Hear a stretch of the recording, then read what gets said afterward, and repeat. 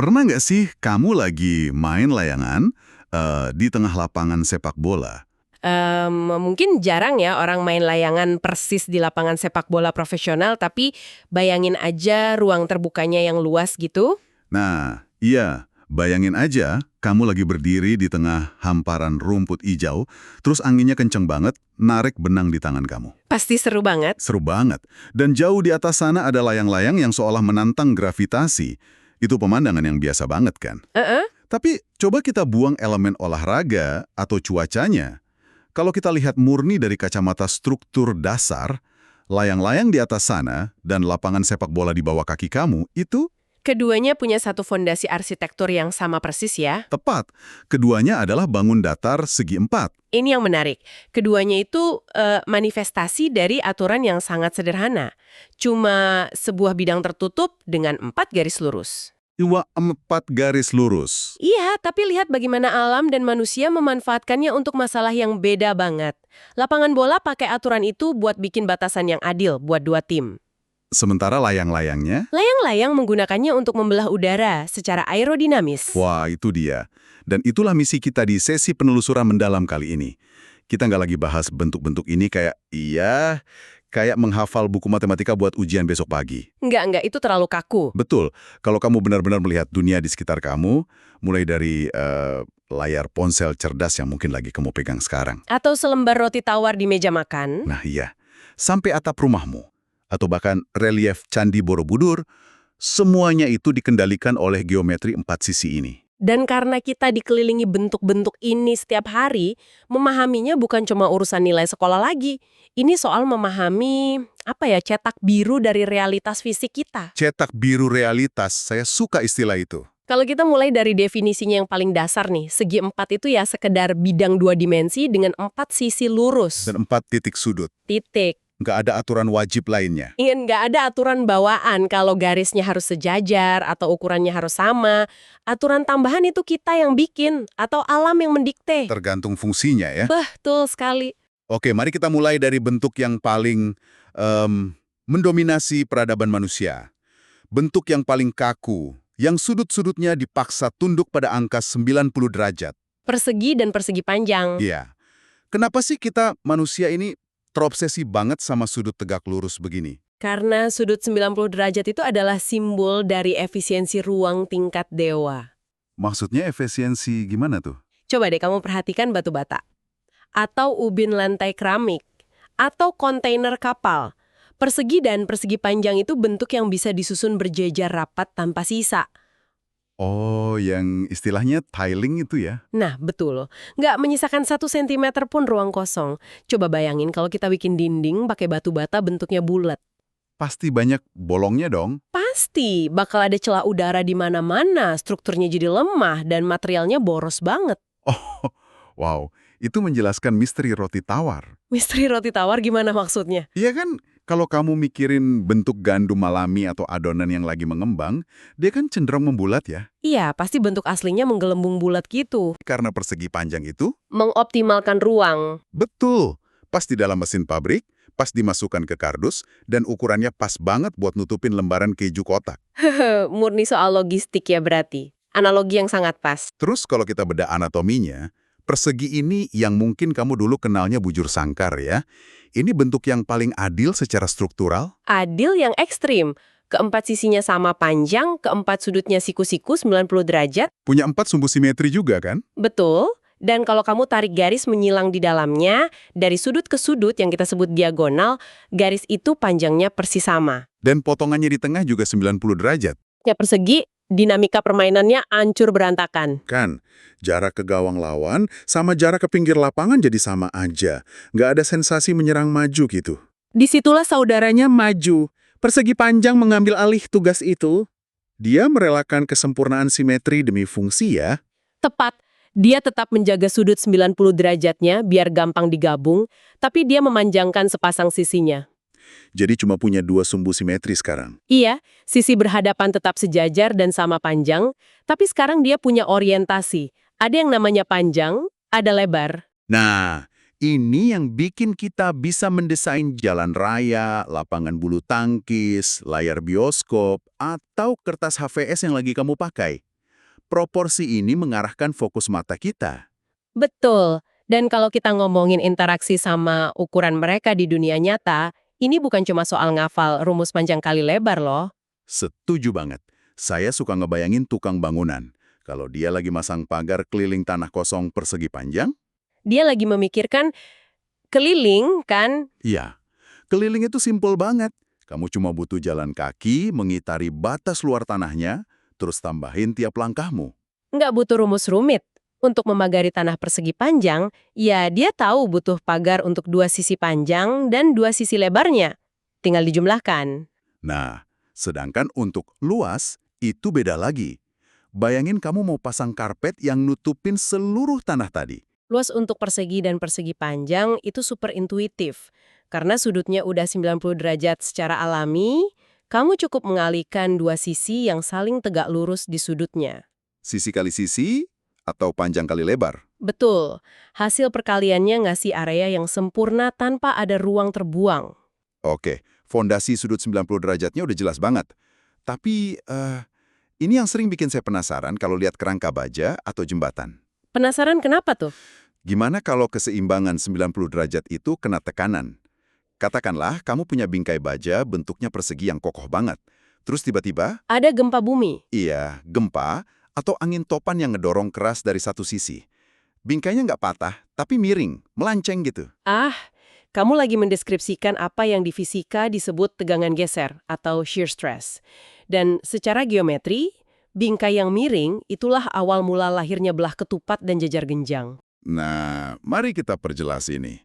Karena waktu saya lihat catatannya, jujur aja, bentuk persegi, belah ketupat, sama jajar genjang ini sering banget bikin siswa pusing. Suka tertipu sama gambarnya ya? Banget, apalagi kalau gambarnya diputar dikit di kertas ujian. Jadi, pertanyaannya gini, kalau bingkai baja persegi tadi didorong sampai miring, apakah dia otomatis berubah jadi belah ketupat? Ya, asalkan bajanya nggak melar ya. Maksudnya panjangnya tetap. Betul. Persegi kan punya 4 sisi sama panjang. Pas kedorong miring, sudutnya bukan 90 derajat lagi. Ada 2 sudut yang menciut jadi lancip, dan 2 lagi melebar jadi tumpul. Tapi 4 sisinya tetap sama panjang. Tetap. Nah, itulah belah ketupat. Oh, paham. Dan logika ini juga berlaku buat jajar genjangan? Benar. Kalau bingkai awal kamu itu persegi panjang, terus didorong miring, jadilah jajar genjang. Sisi atas dan bawahnya tetap sejajar dan sama panjang. Kiri kanannya juga. Cuma orientasinya aja yang miring. Kayak lagi ditiup angin kencang secara konstan. Iya, dan jajar genjang ini punya satu sifat matematis yang unik. 2 sudut yang posisinya bersebelahan, kalau dijumlahkan, pasti 180 derajat. Pasti 180 derajat ya. Pasti. Ini yang memastikan kalaupun bangunannya miring, permukaan atas dan bawahnya tetap datar sejajar sama horizon. Oh, ini prinsip buat bikin jalur landai buat kursi roda atau tangga ya? Biar orang nggak merosot jatuh ke belakang. Tepat sekali. Keren banget. Ngomong-ngomong soal aplikasi dunia nyata, coba deh kita lihat belah ketupat lagi. Tadi kan di awal kita sempat sebut Candi Borobudur. Stupa-stupanya itu ya? Iya, dinding stupa berongga di teras atas candi itu kan dipenuhi lubang bentuk belah ketupat. Betul? Bayangin deh, memahat batu vulkanik yang kerasnya minta ampun jadi bentuk miring kayak gitu kan pasti susah banget. Kenapa mereka nggak bikin lubang kotak persegi aja sih? Nah, ini dia letak kejeniusan arsitektur kuno Nusantara. Secara simbolis memang ada maknanya ya, tapi secara struktural, Secara fisika bangunan. iya. Kalau kamu bikin lubang persegi siku-siku pada dinding batu yang menahan beban ratusan ton, tekanan itu bakal menumpuk di titik-titik pojok 90 derajatnya. Dan itu bikin gampang retak. Sangat gampang memicu retakan vertikal. Nah, belah ketupat mengatasi itu. Dia menyebarkan beban beratnya menyusuri sisi-sisi miringnya, itu. Jadi gayanya dialirkan ke samping lalu ke bawah. Betul, bebannya meluncur melewati rongga tanpa menghancurkan batunya. Wow, luar biasa ya. Kemiringan itu justru jadi penyalur tekanan. Tapi, tunggu deh. Kalau luarnya miring gitu, gimana kita tahu dia seimbang strukturnya? Coba kamu tarik garis imajiner di dalam belah ketupat itu. Garis diagonalnya? Iya, dari ujung atas ke ujung bawah dan ujung kiri ke kanan. Meskipun sisi luarnya miring, kedua garis diagonal di dalam perutnya itu tetap berpotongan sempurna di tengah. Membentuk sudut 90 derajat. Tepat. Tulang punggung internalnya tetap tegak lurus. Itulah rahasia keseimbangannya. Wah, pencerahan ini. Dan tulang punggung tegak lurus ini yang membawa kita ke cara menghitung luasnya kan? Gimana tuh menurut kamu? Kita kan nggak pakai sisi luarnya yang miring buat ngitung luas. Kita hitung tulang punggungnya. Jadi luas belah ketupat itu setengah dikali diagonal pertama dikali diagonal kedua. Kenapa begitu? Ya karena kekuatan aslinya ada di persilangan garis tengah itu, bukan di kulit luarnya. Kamu nangkep banget intisarinya. Dan prinsip yang mirip berlaku buat jajar genjang. Gimana dengan jajar genjang? Kalau mau cari luasnya, jangan pernah, sekali lagi, jangan pernah mengalihkan alas sama sisi miringnya. Sisi miring itu menjebak. Oh, oke. Terus yang dikalikan apa? Kamu harus mengalihkan sisi alas dengan tinggi yang lurus 90 derajat dari bawah ke atas. Kayak kita ngukur tinggi menara miring Pisa ya. Kita nggak ngukur panjang dinding miringnya. Tapi kita menjatuhkan tali ukur lurut dari puncak ke tanah. Itu tingginya. Alas dikali tinggi. Selesai. Masuk akal banget. Jadi kita harus bisa membedakan antara kulit luar dan struktur penyangga utamanya. Betul. Nah, sejauh ini kita bahas bentuk-bentuk yang sangat rapi. Persegi punya pasangan sisi sejajar, jajar genjang juga punya. Tapi gimana kalau kita dobrak aturan sejajar itu? Wah, kita masuk ke wilayah dua bangun yang paling sering diremehkan ini. Trapesium dan layang-layang. Trapesium dulu deh. Trapesium ini kan membuang kemewahan simetri ganda tadi. Ya, dia cuma menyisakan satu pasang sisi aja yang sejajar. Iya, bayangin sisi dasar yang panjang di bawah dan sisi atas yang lebih pendek melayang sejajar di atasnya. Terus dua sisi sisanya ditarik aja buat nyambungin ujung-ujungnya. Nggak peduli apakah dia miringnya sama atau beda. Trapesium itu ada 3 jenis loh sebenarnya. Ada yang kakinya sama panjang, trapesium sama kaki. Dia punya satu simetri lipat. Yang miringnya rapih kiri kanan itu ya? Betul. Terus ada trapesium siku-siku yang punya 2 sudut tegak lurus dan ada yang sembarang yang miringnya ngasal aja. Tapi kalau kamu keluar rumah sekarang, terus lihat atap rumah tetangga, hampir semuanya itu bentuk trapesium. Perahu juga, lambung sampingnya trapesium, bak mandi juga. Iya. Kenapa dunia konstruksi sangat mengandalkan bentuk yang kelihatannya nggak seimbang ini sih? Karena trapesium itu ahli banget memanipulasi gravitasi dan air. Coba jelasin detailnya, gimana tuh? Gini, kalau atap rumah kamu murni mendatar kayak persegi panjang, air hujan bakal mengenang. Lama-lama rumahnya ambruk. Oke, terus kalau dibikin segitiga aja gimana? Kan airnya langsung turun. Kalau atapnya murni segitiga tajam, area di dalam rumah, khususnya lantai atas, jadi sempit banget. Dindingnya langsung menukik dari lantai. Nggak bisa ditinggali. Ah, iya juga. Trapesium jadi solusi tengahnya ya. Pinter! Dia ngasih ruang mendatar di bagian atas untuk masang plafon dan rangka, tapi tetap punya sisi miring biar air mengalir deras ke bawah. Sambil menyebarkan berat atap ke fondasi dasar yang lebih lebar. Benar-benar kompromi yang brilian. Dan rumusnya juga mencerminkan kompromi itu loh. Karena atas sama bawah beda panjang, kita nggak bisa langsung kaliin alas sama tinggi kan? Atau dikali setengah buat nyari nilai rata-ratanya. Nilai tengahnya ya. Betul. Setelah dapat nilai rata-ratanya, baru dikalikan dengan tinggi vertikalnya. Luar biasa. Jadi secara matematis, kita kayak ngerubah trapesium itu jadi persegi panjang bayangan dulu di kepala kita, baru dikali tingginya. Tepat. Mengubah masalah rumit jadi bentuk yang sederhana. Oke.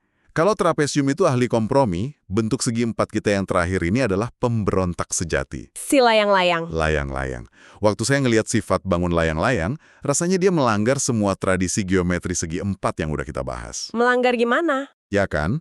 Hampir semua bentuk tadi itu bertumpu pada aturan sisi yang saling berhadapan itu ada hubungannya. Entah sejajar atau sama panjang. Tapi layang-layang, sisi yang berhadapan sama sekali beda panjangnya. Iya. Layang-layang memang merombak aturan simetrinya. Daripada berpasangan dengan sisi di seberangnya, dia pasangan sama tetangga sebelahnya. Sisi yang berdekatan yang sama panjang ya? Betul. 2 sisi pendek di atas saling bertemu di kepala, terus 2 sisi panjang di bawah meruncing di ekornya. Kenapa desainnya aneh begini sih? Karena dia cuma peduli pada satu hal, aerodinamika, bentuk panah. Oh, pantes. Bagian atas yang pendek itu dirancang buat ngerobek angin ya. Sisi depan yang memecah tekanan udara. Dan sayap panjang di bawahnya itu menstabilkan lintasan.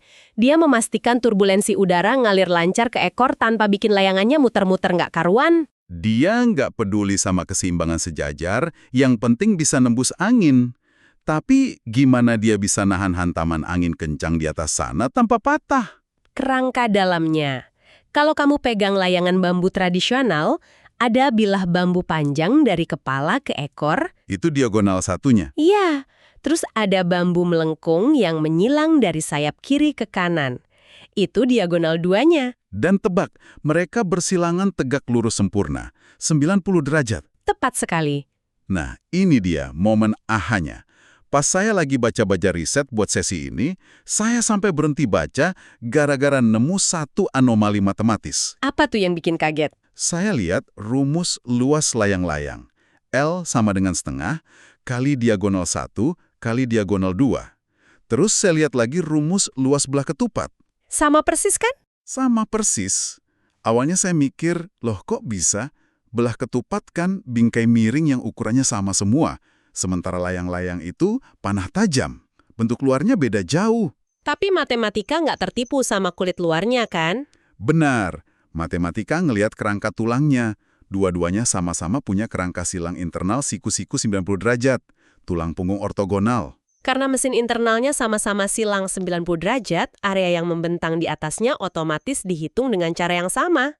Ini analogi yang gila sih. Kayak dua mobil dengan bodi beda, satu mobil balap, satu jeep off-road, tapi pas kapnya dibuka, mesinnya sama persis. Hahaha, betul. Ini shortcut atau jalan pintas ingatan yang luar biasa buat siapapun yang lagi belajar materi ini. Jadi, hafalin satu prinsip kerangka internal itu, kamu otomatis menguasai dua bangun datar sekaligus.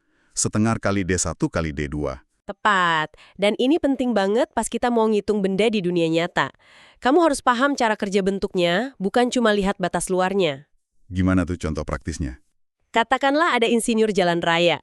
Dia mau bikin papan rambu lalu lintas bentuknya belah ketupat, warna kuning yang besar itu. Yang biasa ada tulisan awasi pejalan kaki ya? Iya.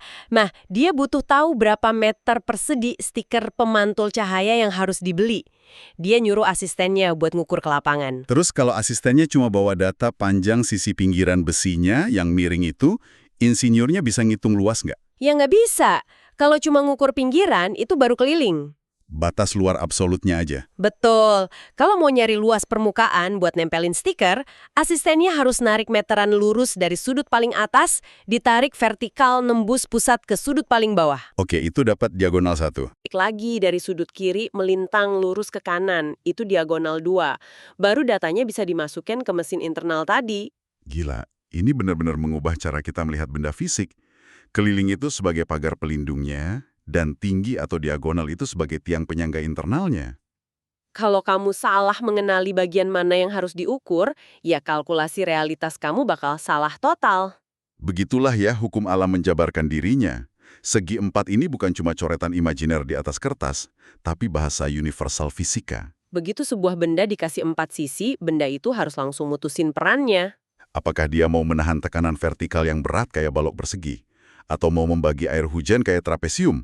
Atau malah menunggangi angin kayak layang-layang? Semuanya punya tujuan yang presisi. Nah, dari semua obrolan kita hari ini, ada satu pikiran yang sangat menarik dan lumayan bikin merinding sih buat direnungkan. Apa itu? Setelah kamu menyadari kalau ruang fisik di sekitar kamu, mulai dari dinding beton kamar kamu, jalan yang kamu lewati, sampai dimensi presisi layar smartphone yang ada di tangan kamu, semuanya dibangun di atas prinsip geometri segi empat yang ketat ini. Iya. Muncul satu pertanyaan besar.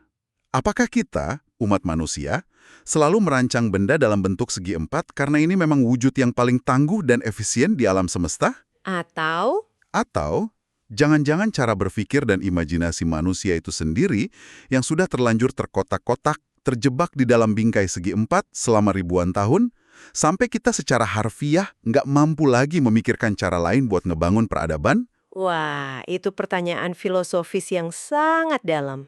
Coba deh, mulai hari ini perhatikan tata letak ruangan kamu atau bangunan di luar jendela sana. Lihat dunia kamu dengan kacamata arsitektur geometri yang baru. Siapa tahu kamu menemukan sesuatu yang berbeda. Sampai jumpa di penelusuran mendalam berikutnya.